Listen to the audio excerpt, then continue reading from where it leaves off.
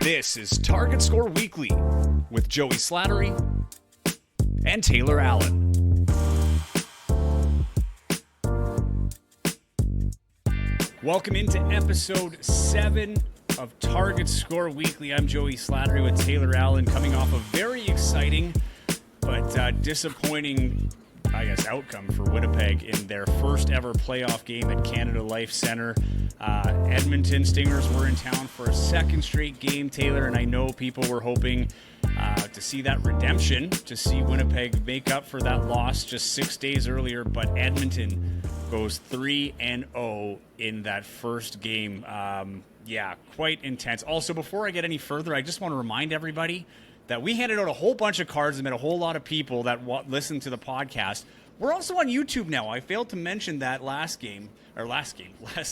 episode. But yeah, you can catch Target Score Weekly on YouTube. So if you ever wondered how handsome Taylor Allen is, you can see him talking, I was going to say live in the flesh, recorded in the flesh, every week. So we'll have those episodes out. That's been a lot of fun too, doing the YouTube stuff. And of course, we're still on Spotify and Apple. So if you're an audio listener, you're welcome as well.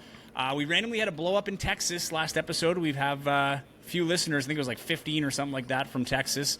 The listenership keeps growing. So wherever you're from, Europe, Canada, America, thank you for tuning into Target Score Weekly. This is the last episode of the season in terms of the season is over for the Sea Bears, but we do plan on continuing throughout the off season. So stick with us throughout that. But of course, we have to look at the week that was. We said it, Taylor. I said that we cannot look ahead to that second playoff game because that Edmonton game was so important, and you called it. Without EJ Anosike, they just weren't clicking, and Edmonton just didn't seem to have much difficulty walking into a very packed 10,500 plus stadium and walking out of there with a win. Well, before I get into the game, I didn't have the heart to tell you, but after the game, leaving afterwards after I filed my story, I did see some of our business cards, just laying on the ground. But in my mind, though, those people must have been already listeners of this show, so that's why they wanted to leave the business card that we dished out to them. They just wanted to leave it behind for someone else to pick up to help spread the word. So I'm sure that's what was happening, right? To be fair, I did leave like 4 per person, so okay, that might have been a bit overkill. Fair enough. Yeah, but I only found 3 though. Only found 3, so we dished out probably 100. So that's not a bad ratio at all. But to be fair, there was the QR code on there, and I handed it out to 1 person, and 2 people scanned the code, so that makes up for the 2 cards lost. But no, it was nice. We saw a little boost in our listenership over the last week. So for a lot of you, this is your first time getting the alerted episode and getting it in real time. Welcome aboard Target Score Weekly. We're glad to have you, and we're going to have a lot of fun forever, Taylor, because we never plan on stopping. That's a pretty long commitment. I don't know if my contract. I don't remember signing a contract saying that exactly, but sure, whatever. We'll go with that. But once we get that Jolly Rancher money, buddy. There we go. But I mean, I get no enjoyment out of the fact that actually, that's a bit of a lie. I'm low-key a little happy that I did, correctly predict the outcome of last game. But at the same time, I'm not really, because I saw how excited this market was, how excited this city was for this team, for playoff basketball. And it would have been fun to see this team go on a run, take this further, grow this, this sport, this league, this team even more. But like we talked about last week, losing EJ Anosike days before the game, the week of the playoff game, was really a death sentence. And, they talked about, that they have the depth to make up for a loss like that, and that guys are going to step up and whatnot. But, watching the game, that wasn't the case. Yes, Teddy scored 30+, and everyone saw that coming from a mile away. He did everything he possibly could. But after him, Simon played really well at the end there, especially at the end there in target score time. My goodness, he made some really big plays offensively. Took a charge or 2, I believe. He was awesome at the end there.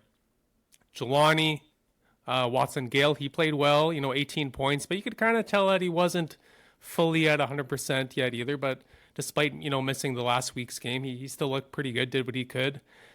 But after those 3.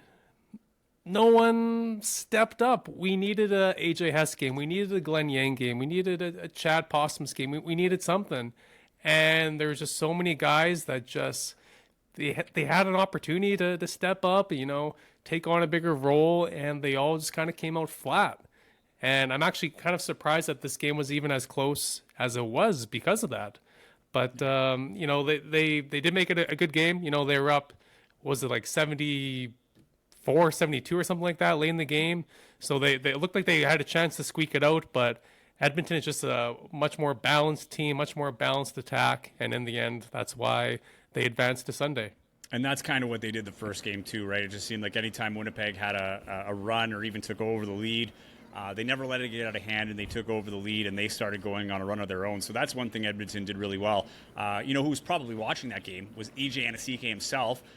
Failure on our part to say this off the top. We have EJ Anosike on the show coming up in just a little bit, so we'll chat with him and get his take on the season and how difficult it was, because we know he wanted to be with this team through the playoffs, but obviously playing for Team Nigeria is huge. So we'll hear about that experience. He's actually joining us from Lagos, Nigeria, so that'll be something. But you said it. Teddy Allen set a record.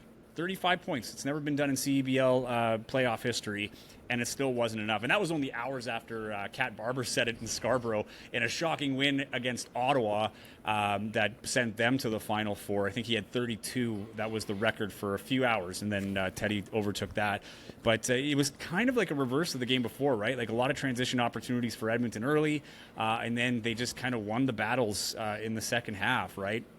And it seemed like, you're right. Once Winnipeg got that run, and it felt like in the fourth, like, hey, maybe this is going to be Winnipeg coming around at the right time. Edmonton just went off, and they fed off that crowd. You can tell they enjoy playing in Winnipeg. They were not phased at all, because it was a bit of a slow start for the game. I wouldn't say it was nerves. It was definitely, I think, adrenaline, just overcharge. That was, we talked about it on Reporter Row. That was an electric atmosphere, man. Like, that felt exactly like an NBA game. There, the fans in the upper deck on both sides. It was just, an absolutely full-on show out by Winnipeg. To speak to your point about the disappointment, of course, disappointed they lost, but I don't know, man. I think there's a lot of people that really enjoyed that experience. I don't think it hinders this team in any way, shape, or form moving forward. If anything, I think it helps next season. I think there's a lot of people excited to get their season tickets, and I think there's going to be a lot of players interested to come now to Winnipeg, to play in Winnipeg and see that for themselves and be part of the home side. But well, that's the thing, though, Joey. I mean, building this team for year one, Mike Taylor reached out to a lot of guys who just weren't willing to take the risk to come to Winnipeg and this unknown team, unknown market. No one really knew how it was going to go. So he struck out with a couple of guys that he really had his eyes on. So the team that he put together, of course, he and everyone there is going to say that this was the team that they wanted from day one and everything. And yeah, some of the guys were, but a lot of the guys that they got, they were not the first choice. Yeah. But yet, he put together a good game plan for these guys. He found guys that fit well together, and they were a legitimate CEBL contender in year one.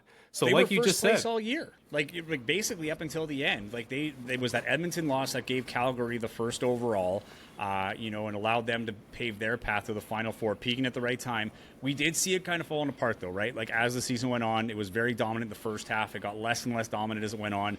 Losing EJ was tough, and like even in that game, Taylor, how many times did we look over to each other? Right off the bat, Glenn Yang hits a shot, Hess hits a shot, and we're thinking, okay, like. We've been talking about guys needing to step up. Like Teddy Allen didn't score a field goal. I think it was maybe like 10 points in before he actually hit his first.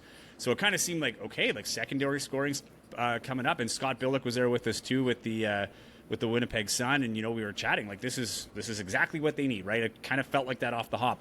And it just didn't pan out. Like, I don't think Hess hit another shot after that.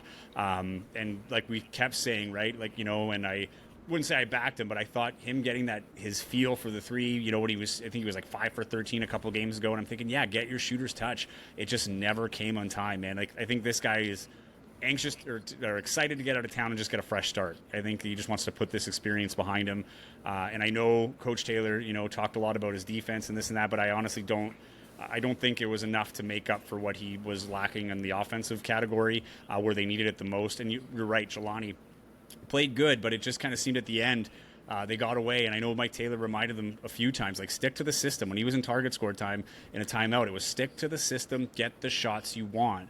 And I feel like they weren't doing that. There was a little bit of hero ball happening, and I think the pressure was just too much. I think you had the fans that were there. Everybody wanted to win that game, and they started doing things that were a little out of their element. You take EJ out of the mix, the offense is a little bit out of sorts, even though they kind of built to that, right? I mean, we were talking about that last week. Osiande was getting a little more time. Hildebrandt was getting more time. It seemed like he was working the guys in for this scenario, knowing that EJ probably wasn't going to be there for the playoffs, but it's a tough end to the season, but this is in no way is a failure by any stretch. You got your playoff game. They had as many possible home games as anybody can get. There's only basically 2 teams that get this many or 3 teams that get this many home games, right? It was Calgary that got first overall in the West, and Ottawa in the East, and Winnipeg. They were one of the 3 teams to get a home game.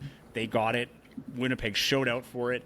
This is a great building block, and it's also a reminder that, no matter how good things are going in the first half of the season, championships are not handed out then, and they got to continue, in through the second half of the season and prepare for playoffs. I think the team learned a lot. The organization learned a lot in terms of how to build that team for the playoffs next year. But this was a really, really fun season. I mean, this was the talk of the town all year, or all summer, I should say. Like, this was the hottest ticket in town. We saw, I think they set the 6, maybe 7 attendance records for the league. 7, yeah. So this is something that I think the city should be proud of, the team should be proud of, the league should be proud of. I know they've been wanting to get here for a long time, and they did it the right way. And I think I tweeted it out too. It seemed impossible in November that this would even get pulled off, let alone have the success that it did. So hats off from ownership down to the support staff of what they were able to pull together this year. It's too bad they couldn't go to championship weekend, but I'm pretty confident next year championship weekend's coming to Winnipeg, so there'll be plenty of home games next year, and I think that is going to be an event of the summer in the country. I think that's going to draw a lot of tourism, maybe compared to other championship weekends in the past. You said that AJ Hess is probably happy to be leaving town. I think Seabear, not to be rude, but I think Seabears fans are also happy that he's leaving town. I mean, this guy played 36 minutes, almost 36 minutes. 1 for 8 from 3. Like you said, he hit one of those early threes. We're like, okay, maybe he's here. Maybe an AJ Hess game is coming. And then he never hit another 3 again. I think he just looked off, like all year, like his line drive threes. Like to be fair, like I've not watched a lot of him beforehand. I was just reading the reports, and he's this great 3-point shooter, and I don't know if that is his his mechanics, or if the mechanics were off this year, but he just wasn't giving the ball a chance. It was a tough season for him. But yeah, I think everybody needed a fresh start in that one. I think he was one of the players. Surprisingly, you talk about second choices. I think he was probably one of the first choices based on the the scouting report that came with him. Yeah, and like you called it from the get go. He was your disappointment at mid-year, and I don't think anybody's changing their opinion on that. Well, he was 1 for 8 for threes in the playoff game, and then the week before, I think he was 2 for 12? Yeah. So 3 for, I'm not a mathematician here, 3 for 20 in his last 20 3-point shot attempts. And they say keep shooting. And if you're a shooter, keep shooting. It's going to come. But with him, you watch it, like you kind of said, you watch his shots, you watch the misses. It wasn't like, oh, it hit the back rim, it was so close, just some bad luck. No, the ball is coming out of his hand, pretty ugly looking. There's good misses and there's bad misses. A lot of his were bad misses, yeah. Yeah, so he was a major disappointment. When you have an American player like that playing that many minutes, you need some numbers out of that guy, big time. And to have 36 minutes coming from a starting American on your team in a playoff game, you're going to have a tough time going on a run, let alone winning a play-in game. And sadly that's what happened for the Sea Bears. So he just didn't, step up. Neither did a guy like Glenn Yang. And again, like I said before, basically anybody outside of Teddy, Simon, and Jelani. And that's just not enough to get it done. And even Simon, really, he had a good game, but it was really highlighted in the fourth quarter, right? And, you kind of thought maybe, one of your youth sports guys stepping up in the fourth quarter trying to, glue this thing together and, trying to will his way to a win. You think there'd be another player that just, ride that momentum. And just, aside from Teddy, even Jelani, in the fourth quarter was kind of where he started to fizzle out. And, so hats off to Simon. Incredible season for him. And no championship is coming home this year. We know that, to Winnipeg, but doesn't mean there won't be any awards coming, because there's 5 awards that are awarded by the CEBL every year. There is the Canadian Player of the Year, the Defensive Player of the Year, and then the 3 others, all featuring Sea Bears as finalists. The Sixth Man of the Year, which Jelani Watson-Gale's up for, the U Sports Player of the Year, which Simon Hildebrandt's up for, and of course MVP Teddy Allen up for that as well. And I'd be shocked if they go 0 for 3 in that category because, there is some stiff competition though, right? I mean, we've talked about that in terms of throughout the year, some of the guys were in the conversation. Now we know who the finalists are. It'll be awarded over championship weekend. I'm just going to sprinkle on this because there's no Sea Bears involved. But I think the most interesting battle for this one is the Canadian Player of the Year. Simi Shitu, who was the difference maker in the season series for Calgary when it came to playing Winnipeg. And he's not with his team for the playoffs. So, going back to what we said, had they beat Edmonton, I would have been a lot more confident on Sunday with them playing Calgary without Simi Shitu, even playing in Calgary, than I was going into this weekend. I think that was a huge opportunity missed by Calgary as well. That said, Calgary took care of Edmonton in that final game or in the quarterfinal. Edmonton, I think, had a little bit of a run in the third. It kind of looked interesting, but, man, Calgary was just, not taking any chances. They had that killer instinct that Winnipeg just didn't have towards the end of the season where they weren't taking anything for granted, and they just put them away. But Simi Shitu is up for Canadian Player of the Year, up against Kadre Gray of the Ottawa Blackjacks. He's a U Sports guy. He played at Laurentian University. That's my alma mater as well. He played there, and he led the league in assists. And that team was on top of the standings in the East almost all year, kind of like Winnipeg. Similar situation. I don't know who it goes to. I honestly, if you tell me who to pick, I don't know. I've seen a lot of Simi Shitu. I've watched a lot of Kadre Gray. He didn't come through town this year, but that one is a toss-up for me. And the Defensive Player of the Year is interesting too, Taylor, because it's 2 Niagara River Lions that are up against each other. Just it goes to show how good of a defensive team they were this year. Khalil Ahmed and EJ Onu both up for the Defensive Player of the Year. But let's start. Actually, what do you want to start with? Do you want to start with Sixth Man, or do you want to start with U Sports Player of the Year? I think let's go U Sports Player of the Year, because I think this one you can kind of make an argument, a strong argument for either player, when you look at their stats. But it's kind of an intriguing matchup because, David Walker for Scarborough, that's who Simon Hildebrandt is going up against. He kind of put up better numbers than Simon, right? He averaged 10 points. And gone further, right? Because these numbers I think they do include the playoff tally too in the first game. So he also carried his team a little further as well. There you go. He 10 points per game, and he shot 47% from the field. Where Simon, he had some flashes this year, but he kind of struggled with his shooting. Only shot 33%, averaged 6.1 points per game. But the thing that really kind of probably pushes this to Simon is the fact that David only played 9 games. Yeah. Where Simon was a guy that they used all year long. Did he have some stinkers this year? Absolutely. But he also, like I just said, he had some flashes. He had some games where he came up big and played above his weight. So I think Simon is a guy that, will probably win this one, you would think. Not knocking David Walker, but just playing 9 games. Yeah. Probably not going to go to him. And he did start 3, right? He did, out of those 9 games, 3 of them were starts. So he was a crucial part. It is a tough call. I think, over the long term, Simon proved a few things in terms of playing through adversity, playing through some lapses. I think you have to take into that fourth quarter he had in that last game in the playoffs and just how he answered there. Well, he impressed that fourth quarter. I could tell you he impressed Willie Jefferson of the Winnipeg Blue Bombers. I was at Bombers practice today, and Willie was asking about Simon. And Derek Taylor, friend of the show, CJOB, play-by-play man for the Bombers, he was asking me as well. I was like, is there really no Division I NCAA team that would want a guy like Simon? He's a big kid, he can shoot. Really, why wouldn't an American team want to take a chance on him? And that's probably a pretty fair question. Do I think he's NCAA Division I caliber? Yes and no. Yeah, yes and no. I would say yes. I just don't know if he's like Duke caliber. But I do think there's a lot of NCAA Division I teams that, and he proved it here. He's playing against NCAA Division I guys, right? So I think for sure he could have played there. I don't think he would be able to, because I was about to say maybe he can transfer out, but the playing pro eliminates you from being able to go to the NCAA, which I think is actually better for Simon, because I think this is going to be better for his development here. I think he just flew under the radar. Manitoba guy that was, probably better known for his volleyball in high school than basketball. He was a star in both. So, I think he could. I could see David Walker walking away with this one. I think Simon, just because you said, like, the sheer workload, would deserve this one. But, David Walker, in his short time there, did play really well, and he is a finalist, right? So at the end of the day, there was some good youth sports player. I think a Diego Mafia over in Vancouver for one. A few guys that could have definitely been up for it. He's up there. I don't think it's a lock for Simon. I think it's going to be a tight vote. A lot of the voters in the East probably saw more of David Walker. And unless Willie Jefferson has a vote, the endorsement, I don't know how far it goes, but he's definitely deserving of it. I think both players are deserving of it.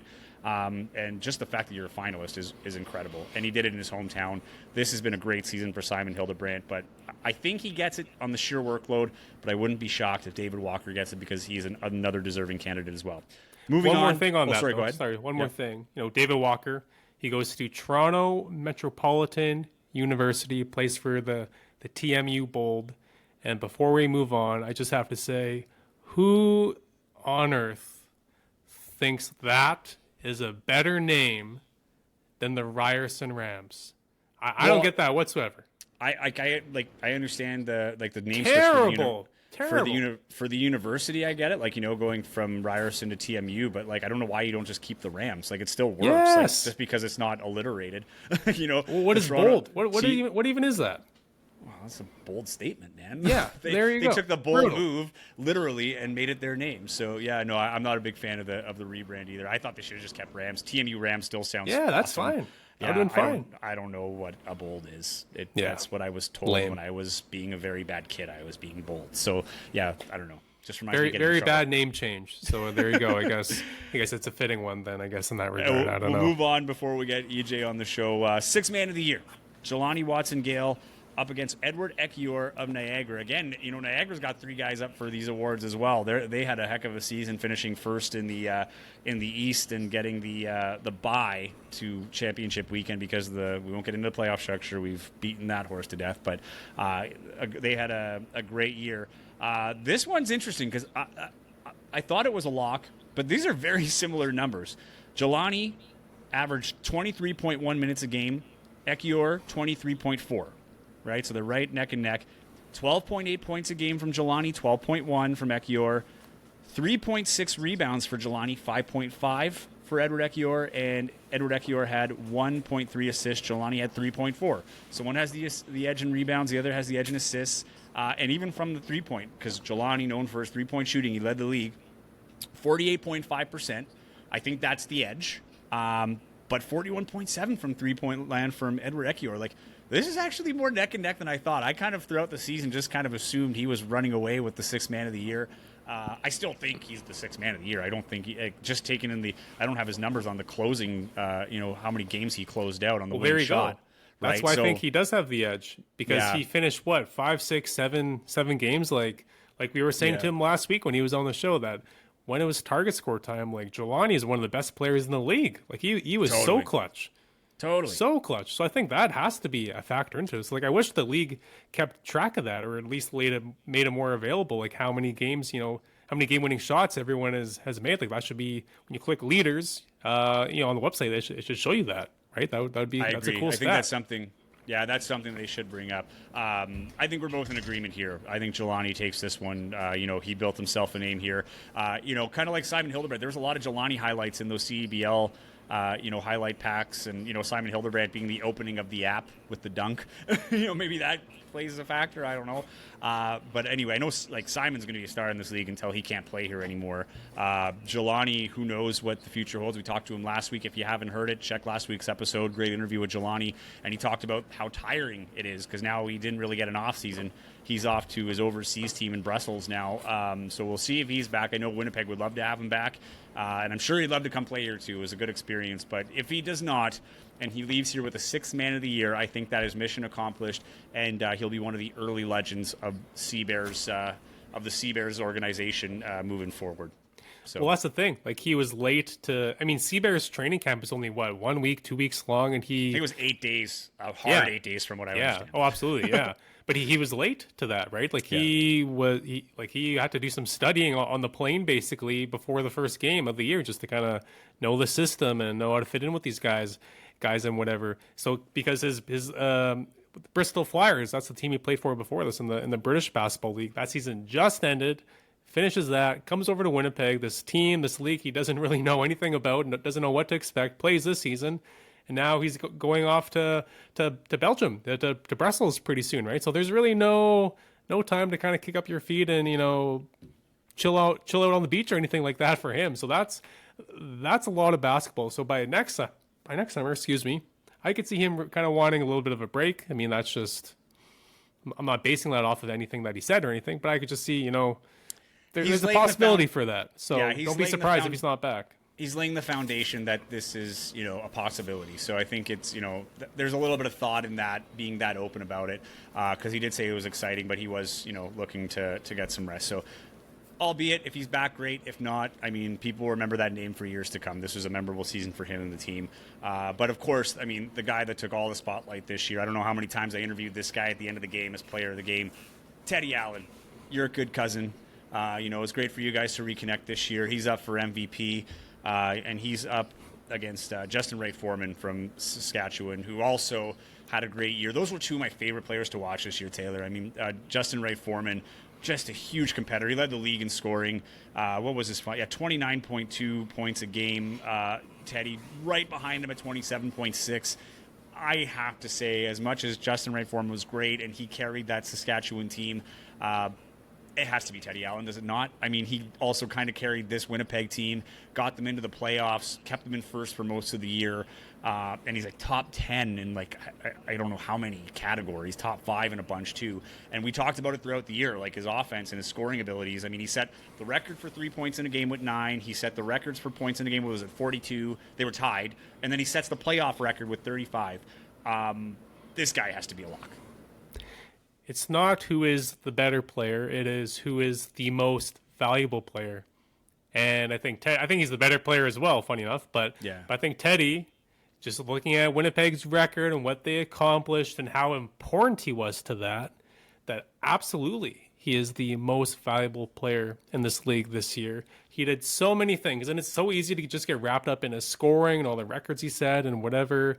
But the rebounding, the defense, just the energy that this guy brought to the court, like he was the straw that stirred the drink with this team. Yeah. Like he did everything. So literally everything, because we talked about his offense, but like defensively, like he had, I don't know how many steals he had on the season. I have it written down somewhere, but it doesn't matter. But like it was the timing of the steals. Like even in that playoff game, like he's just so disruptive defensively, and he created so much transition for this team that actually kind of struggled with transition for a lot of the season and getting it established. But when it was working, it was often because Teddy Allen was at the heart of the defense. Even his rebounds, like he had a lot of defensive rebounds, and I know a lot of them, not a lot of them, but many of them were gimmies.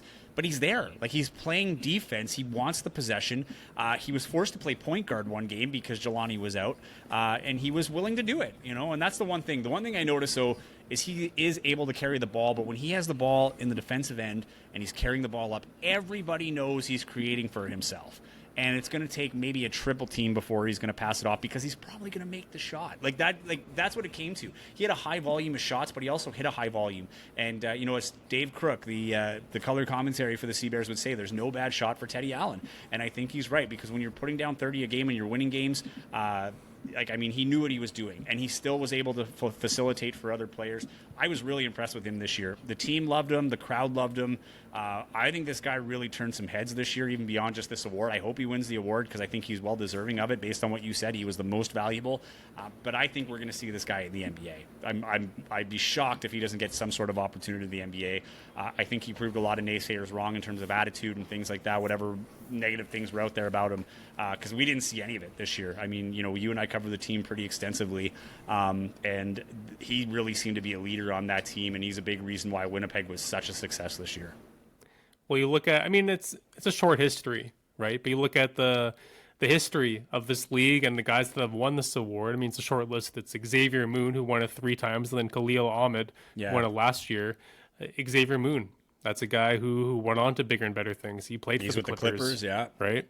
And then Khalil, last year after the CEBL season, he played in the Israeli Basketball League. And for those that don't know, that's one of the top European leagues out there, and it pays pretty well as well. So for Teddy, we don't know what's next for him in the fall, whether this will lead to some NBA looks for him or not. I mean, I'm sure he'll at least get a look. I'm not 100% sure he's going to get an NBA contract, and we'll see him in the show. We'll say, but I think there's definitely a chance. But if not, I mean, there's going to be an awesome plan B out there for him as well. Like you can make darn good money playing overseas. There's so many European countries right now that with really big leagues that pay good money. There's even some local prospects here or local kids here that have gone on to play.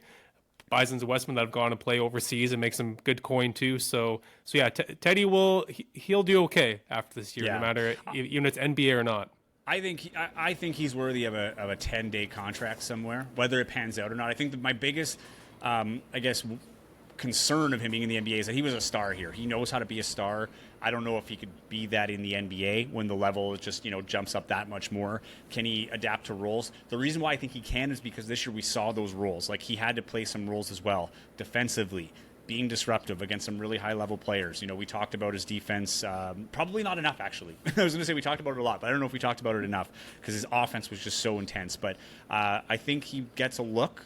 And it'd be nice to see him in the league, but you're right. There's a plan B out there for him. I think he's a lock for MVP. I think you think he's a lock too, as great of a season as Justin Wright Foreman had. But it'll be interesting to see. Those are coming up on Championship Weekend. Next week we will cover all that. We're also going to have a preview of our thoughts of Final Four weekend now that the teams have been set. But first, we got to get to EJ Anosike, who's standing by for an interview. So stay with us for EJ Anosike, his thoughts on the season, and a little bit of clarity as to why he was not able to play in the finals.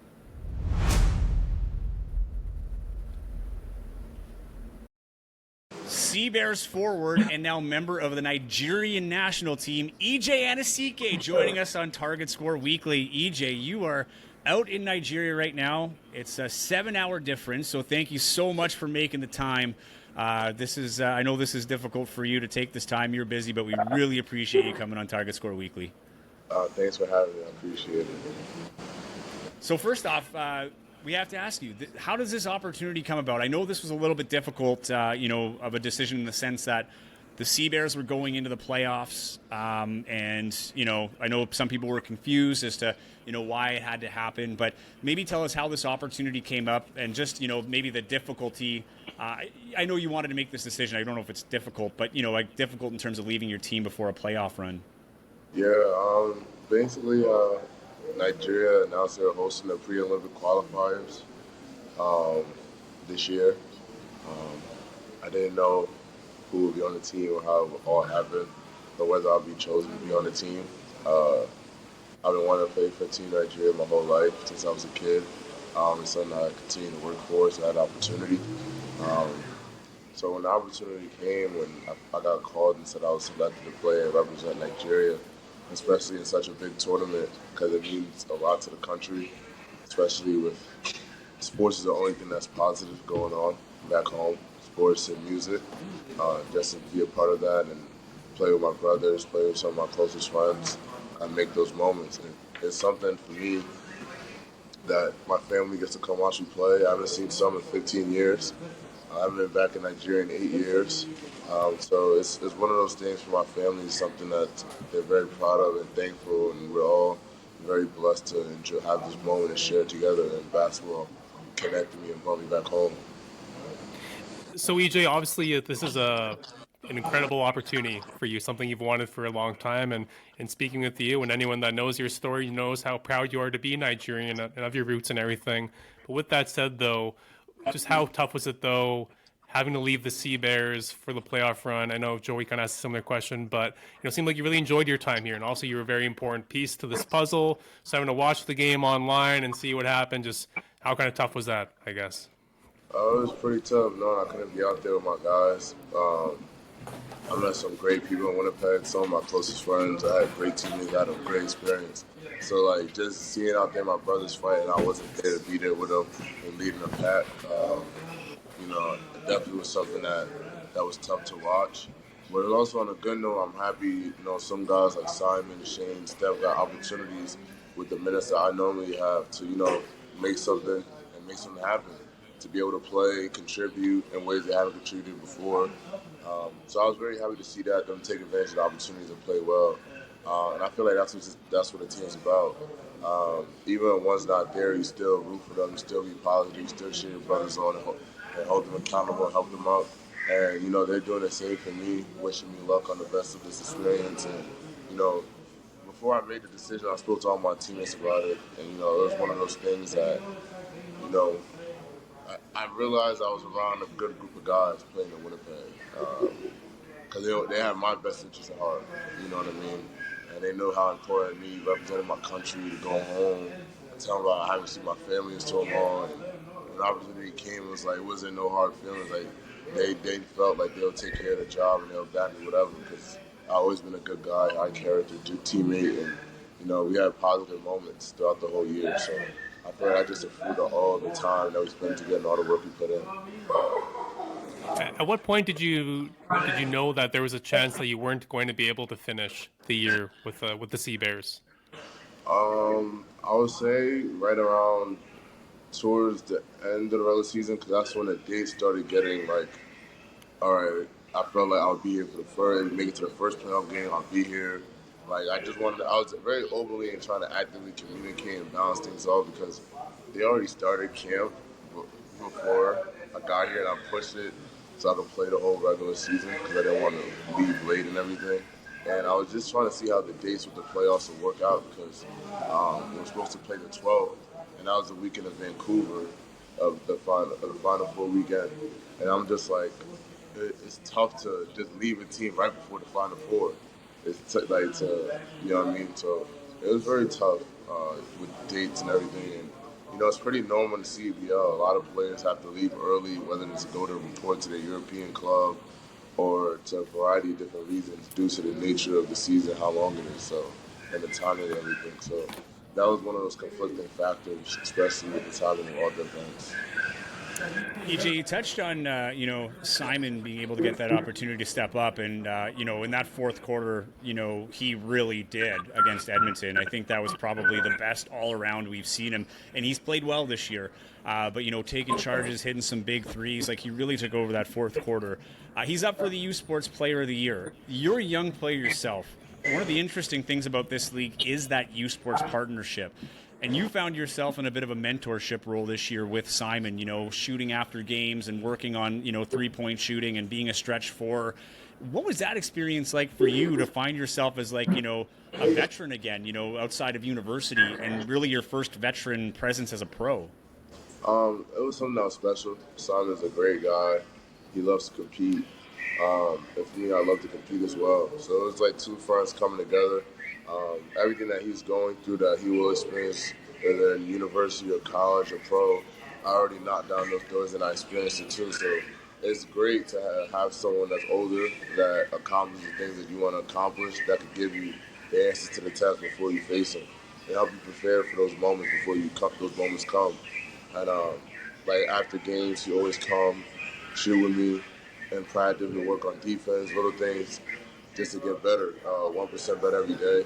And a lot of it is the stuff that's off the court, like the motivational talks, like stuff to read, things to listen to, like how you should look to yourself, about being the best way you could be. And really, that's where the game all starts, like being confident and being who you are. And that was really a proud moment for me that I'm really thankful for. Just to share that with him and be a part of his growth and development as a player. So that was pretty fun. And I'm sure you recommended he listen to Target Score Weekly regularly to make sure he's up to date with everything. So yeah, thanks for that. Absolutely. But you're out in Nigeria now. This is a talented Nigerian national team. You kind of go back now to a point where you're playing with guys that you look up to. Who are some of the guys that you've been looking up to? Who's on this team? Who are some of the guys working with you right now to kind of help you get to that next level now? At this stage, with the Nigerian national team, all of us are pretty much friends. So it's like we're all peers. We all competed against each other at some point. So imagine like all your boys that you known each other in high school. Y'all just come together in the summer to go hoop and beat some other countries. So that's pretty much the vibes. But a lot of the OG guys that played on the national team before me, they've been in my ear. You know, Gabe Monarchy played in 2004, 2008. A lot of guys. I'm with CEBL star Mike Nuga from Saskatchewan. Who's this? Yeah, Mike Nuga, Sask guy. What's going on, Mike? Yeah. So he's making a special guest appearance on the national team. It's nice to see y'all. Nice. Welcome to Target Score Weekly, man. This the more the merrier. I love this. Yeah, so we got CEBL repping the CEBL really well. Gotta rep the CEBL. Gotta rep the CEBL well. Shout out to CEBL. Shout out to CEBL. Shout out to CEBL. So next year we're gonna beat Winnipeg in every single game, and we're gonna win the whole thing. And we're gonna win the whole thing. So There's he our just, headline right there. Wow. yeah, Okay. Thanks, Mike. He just admitted he's coming back to Saskatchewan next year. That's what that seemed like. That sounded like a promise. He's a free agent. He doesn't want to announce what team he's going to. The Rattlers may be rattled. The Rattlers may be rattled. Well, EJ, I don't know if you know this actually, but I feel like people in Winnipeg are pretty familiar with the Nigerian national team because they were here a couple of years ago. In 2019, they played an exhibition game against Team Canada at the Canada Life Center, and they beat Team Canada. Just talking to some of the guys on the team that you're in camp with right now, do you know where any of those guys in Winnipeg a couple years ago? Has that come up at all? Yeah, one of my teammates just told me he was in Winnipeg like a couple hours ago. I was kind of surprised. I didn't know they had a game in Canada. So we were just talking about that. But, Winnipeg has a huge Nigerian population, so it was something very positive to go back for the kids. I know it meant a lot to see Team Canada, which is the home team because they're in Canada. And then, a lot of immigrants come to Winnipeg, a lot of immigrants come to Manitoba. To see their home team come to Canada probably made a world of a difference in 2019. And, I feel like for me, playing on the Sea Bears and being Nigerian had the same kind of effect for the youth and the community, and that's something I strive to do. I'm proud of, I'm proud to be a part of that story. Obviously, EJ, you were an accomplished player before you made it to Winnipeg. You know how your season in Korea, shaped out, of course, and your college career as well. But just your summer in Winnipeg, just how do you think it helped you as a player, shaped you as a player, and just maybe helped you, get to where you are right now with your national team? I think my summer in Winnipeg was great. I think more mentally than physically. Mentally, being able to experience a new country, meet new people, grow off the court, and all that played a part with me being better on the court.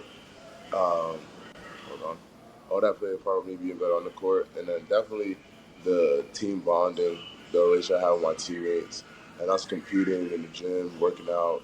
Those are the memories that you see when we come together. We're down in the fourth quarter, down going into Elam, and we don't separate. We come together and win. Just those moments that take place behind the scenes and no one really sees, that brings us together. So I feel like having that type of experience is a great energy, great positive source to bring in going into Olympic events.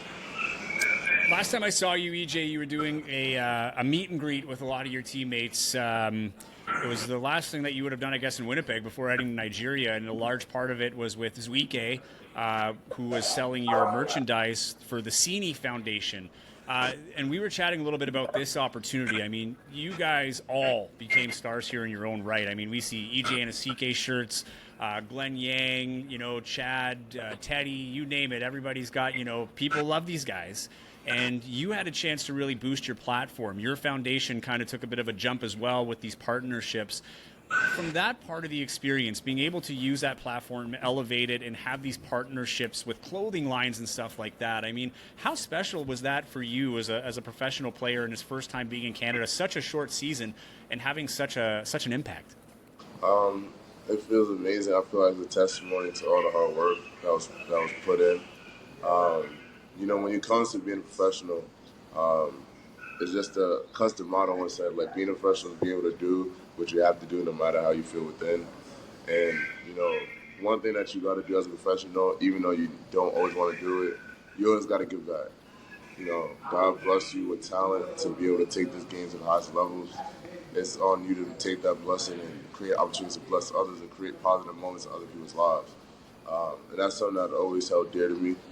So being able to come together for a bigger cause with brands such as Wike, Dental Dreams, and some of my closest friends in the city, that's what being a pro is about. You know what I mean? It's bigger than the stuff that goes on in the court, making the jump shots, winning games. It's about the lasting impact you have on a community.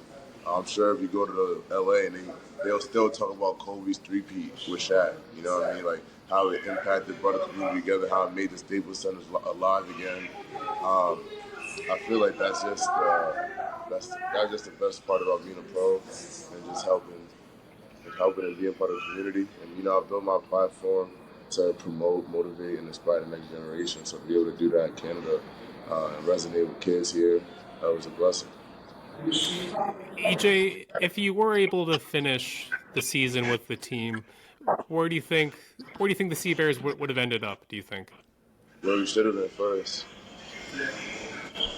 I had a feeling you're going to say that. So I'll ask another question. We had Jelani Watson-Gale on last week, and he was saying, honestly, when I signed with Winnipeg, I didn't really know what I was getting myself into, what to expect, or anything.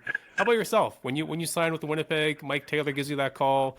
I know you said, I'm just down hoop. I don't care. I'll go wherever. But what did you really even expect to come out of this summer for you? I just knew I was going to get better on the court. I didn't know what else to expect. When I announced I was going to Winnipeg, my friend Keith O'Mara, who also played for the Nigerian Natioanl team, reached out to me, and I found out quickly that he's from Winnipeg. So he was very happy that one of his brothers is coming to play at Winnipeg. So when he came back from overseas, he made the experience of me transitioning to Winnipeg really fun. I found some African food in Winnipeg, so that made me not homesick because I eat African food before every game. So that was the best part about it. So, coming to Winnipeg, you don't know what to expect. You just it's what you make of it. You know what I mean? So that I feel like that having that mentality of no expectations coming in, and whatever the situation, you make the most of it. You enjoy life that way. What was the go-to spot for African food in Winnipeg? It's called the Tiga Restaurant, and it was right by where we stayed in Exchange. Okay. All right, I'll have to check that out. Awesome. And Taylor wrote about this when one of his free press articles, when he was interviewing you, he found out that you have a relation to the Ball brothers, the big baller brand brothers themselves. Could you elaborate on that a little bit and how you guys came to be connected? I would say I went to the University of Tennessee from 2020 and 2021. After I left the University of Tennessee, I was just like, I just want to live in California. Like, I just want to go play. I just want to go to the West Coast. So I just found a West Coast school that wanted me. Went to Cal State Fullerton. I went there, and the Drew League is like the biggest league in California, summer league. All the NBA players playing it. And so I went to the Drew League to watch. I first played with a team called All In. If you guys watched Last Chance U, Coach Ken Hunter, the coach on the wheelchair, is the coach for this Drew League team I was on in particular. He's a great guy. He loves me. He's a great guy. But he was the assistant coach. The head coach didn't know me, so I was on the bench that game. Okay. So after the game, Big Baller Brand has a game, and they only have 5 people because LeVar doesn't like making subs. So it's like, I was like, I like this. It's 5 people. If I get on, that means I'm playing the whole game. So I went to LeVar and asked, can I play? I just walked him in the locker room after the game and just went straight to him. Most people was starstruck. I just went right to him and said, y'all want to play? He said no. Then the next week I came back. I asked him, I want to play. He said no. Then the third week came, I asked him, and he was like, just here, just take a jersey. Because he realized I was going to keep coming back. Gave me a jersey, so I got in first game. I had like a turnover, an air ball, a shot. And LeVar is getting on me. Like, he's really intense. He's getting on me crazy. And then I scored like 20 in a row. And then he was like, yeah, I could tell. He's like, you like my son. Like, I could get on them, and they respond. They get it done. And then we ended up winning that game. It was truly, and that's when he was like, I scored 20 in a row. And he was like, sheesh. So the next week I came back. He invited him to come back and play again. His son, his nephew, Dre, had came back from vacation. So he took me out the starting lineup to put Dre back in. And then we lost the game. But he made a great point. He was like, I'm a family guy. And I benched someone that was a dog, that's a killer player, to put family first. I would never do that again. So he admitted that I was on the bench because it definitely did. But I still played good when I got in. And then since then, I was playing. And then when I was at Cal State Fulton, he would come down with Jello, and we would train. We would work together. Me and Jello are pretty close. So we worked out together at school. After I finished at school, we played Duke, went to the tournament, in our conference. We were always around. I moved in with him in Chino Hills to train with him, Jello, Mello, and Joe. And I feel like that was a great experience for my skill development. Because, he's the type of guy that's a lot of the training that we do is mental. And, he makes you believe that you could be the best player you possibly be. It's the same way I did with Simon. Like, I had it 10 times more with LeVar. Like, just really, confidence is the biggest thing. If you don't have confidence, you can never be at your true potential. So that was the biggest takeaway. And then I played in a Drew League with him that next year. And I led the Drew League in scoring, 41 a game. Played against some great NBA guys. DeMar DeRozan scored 44 on him. Some of the Hamilton brothers I think I scored like 44 on them. So it was like a lot of. I never scored that much before, but he taught me like how easy it could be knowing how to use my body and be an efficient player at a number one. And I took that to Korea. I won MVP in Korea as a rookie at the KBL Cup, averaging almost 30, 12, and 5. That just helped me. The opportunity, the mindset is something I always carry with me. So, and then me and the brother were super cool. You know what I mean? It's like you don't forget those moments. We're all in there getting grilled by LeVar, training, getting better, competing, and that's the moments you always care about and you think about the rest of your life. When we had that sit-down interview a couple of weeks ago, EJ, you very casually said, "Yeah, and LeVar Ball, I trained with him." And I was like, "Whoa!" I had to cut him. I had to cut you. I was like, "Whoa! Time out." LeVar Balls, and I was peppered you with a bunch of questions about him. Is that a reaction that you often get when you talk about how you train with LeVar Ball? Because what we see, when you see him on TV, he's such a character and saying how he could beat Michael Jordan one-on-one and stuff. Like he's made for TV, that guy. Did not surprise me when you said that he could make you believe you could do anything, because that guy seems like a guy who could believe he could do anything. That's a fact. You don't get results unless you believe in your results. Yeah. So on that, I appreciate it, like having like that reaction, like it's normal, because like LeVar, I'm gonna be honest, LeVar just doesn't train anybody. Like we got close because he understood the type of person I was, the type of player I was, and me and Jello were cool, like we're friends. So it's like us competing against each other, make each other better. Like that's what the game's about. You know what I mean? So it was a benefit for both of us training together, competing and playing with each other. And that was just one of those great moments, especially for me, starting my pro career, having that last push of like, yo, you could be like anything you want to be in this game. Like, you control how far you take this. And I feel like when you have that mentality and those words of affirmation that someone teaches you how to have for yourself, that's something you always carry with you no matter what situation you're in, to be positive and be the best you can possibly be.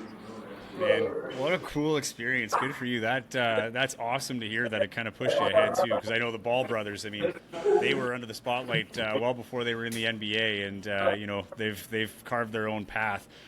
We won't keep you too much longer, EJ. I know you have a busy time to get to, and it's late where you are.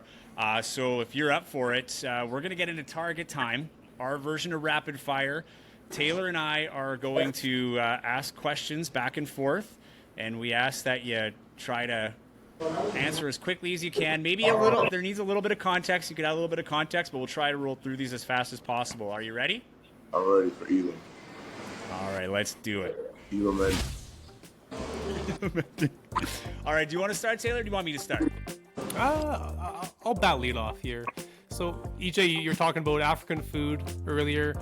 What is one African dish that everyone must try? Jollof rice with sweet plantains. Say that again, sorry? Jollof rice with sweet plantains. Okay, all right. My first question, kind of on the same level here. You said you have. What's that? My teammates are giving me a hard time right now. Oh, they're disagreeing with that one? No. Okay, you said you eat Ethiopian food was your pregame, I think you said earlier on. What is your favorite pregame meal? Favorite pregame meal? All right, the day before I need upper soup, and then during the day, like I'll eat like sweet plantains and fried eggs before the day of the game. All right, okay. You, my next one here, you, as EJ is getting roasted in the background here. You come from a basketball family. Obviously, your sister Nikki, national champion at Tennessee. Your brother OD, he led the nation in rebounding at Siena, right? Yes, and you're youngest of 8 siblings. But who is the best basketball player in the family? You're talking to him. Talking to him. Okay. Would your other 7 siblings agree with that, or? I'll make them agree with it. I like it. All right. I love it. Okay, back to the Ball brothers for a second. Yeah. You have to play 2-on-2 with the Ball brothers. Which one is your teammate and why? Jello, that's my dog. We've been in the trenches together. We train together. That's my dog for life. Us two versus everybody. That's how it always be. That's how it be. That's how it was when we trained together anyway. LeVar put us on the same team. Who wins? I can't disclose that information. Whoever gets ball first wins. All right, fair. Other than the fans and your teammates and coaches, of course, what's something about Winnipeg that you think you're going to miss? I'm going to miss Santa Lucia pizza spot. I'm going to miss that. I'm going to miss OEB breakfast spot. I'm going to miss the Joey Slattery interviews post-game and conversation. What else am I going to miss? This is a great question. Great answers, I must say. Yeah, definitely. I miss Colosso's roasters that's in the gym with Sport Polite. I'll miss that. And that's about it. Good answer. You, Santa Lucia, that's the best pizza in town. So good on you. This down. I'm going after sponsorships now. This is all great information. Great Yeah. leads.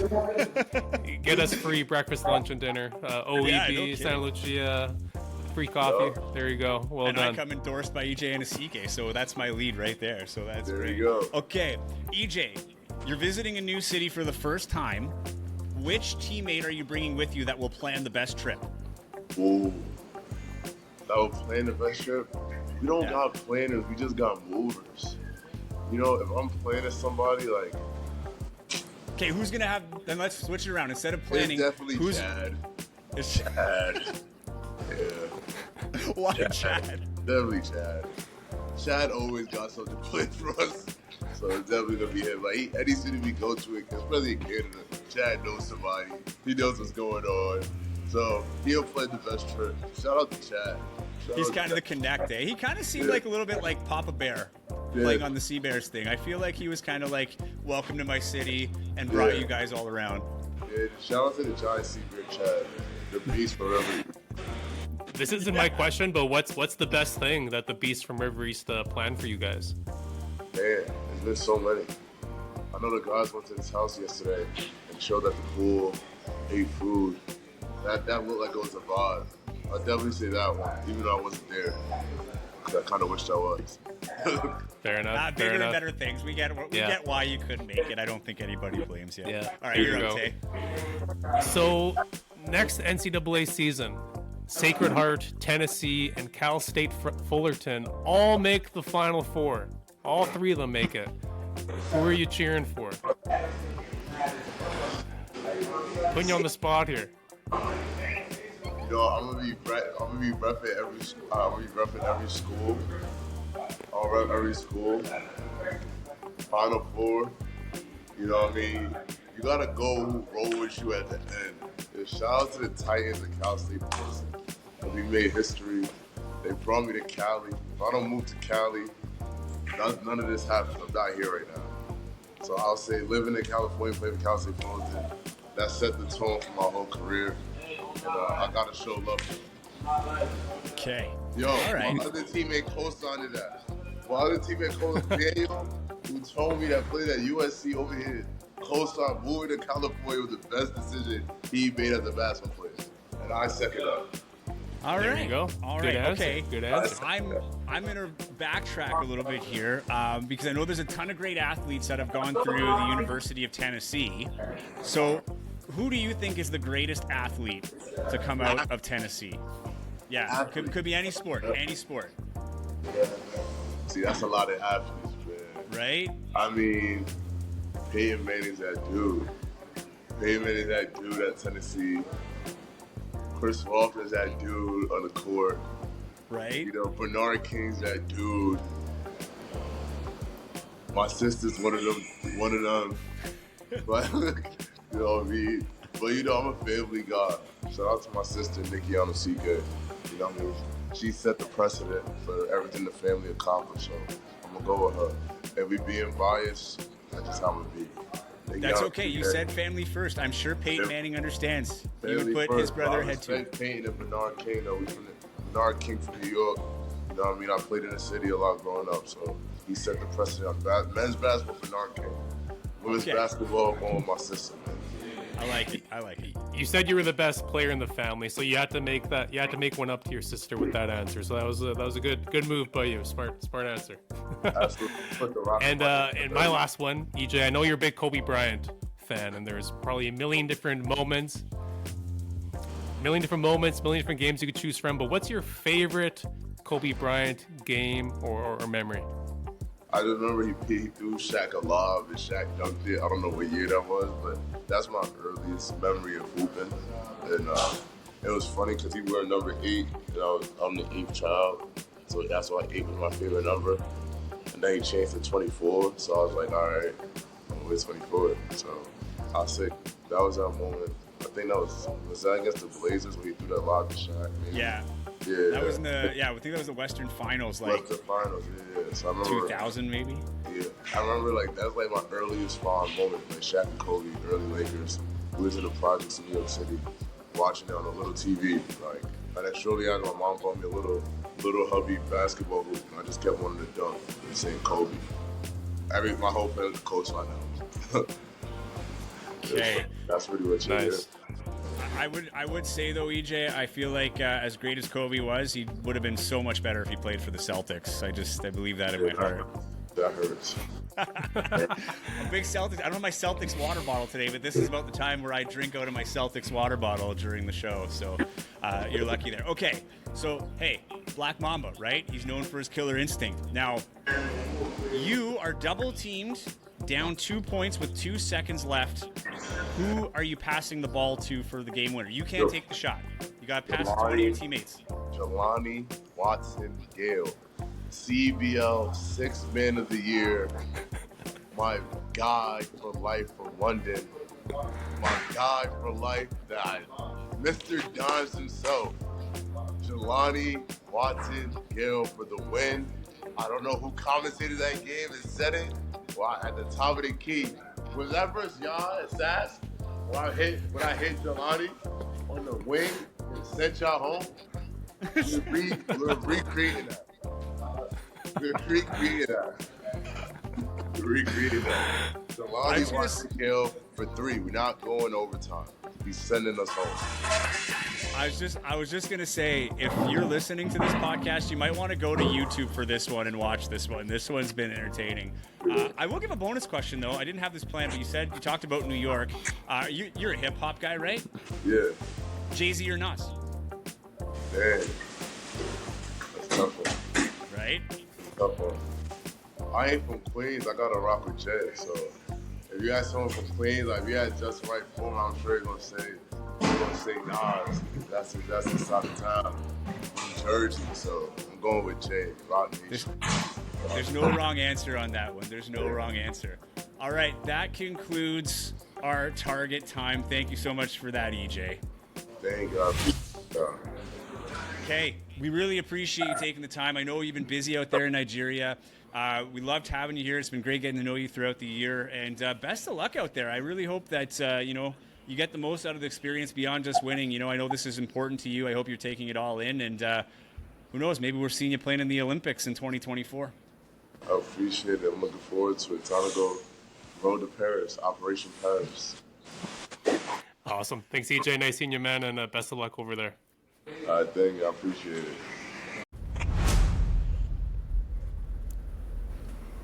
What an interview with EJ Anosike, a special guest appearance from Mike Nuga of the Saskatchewan Rattlers.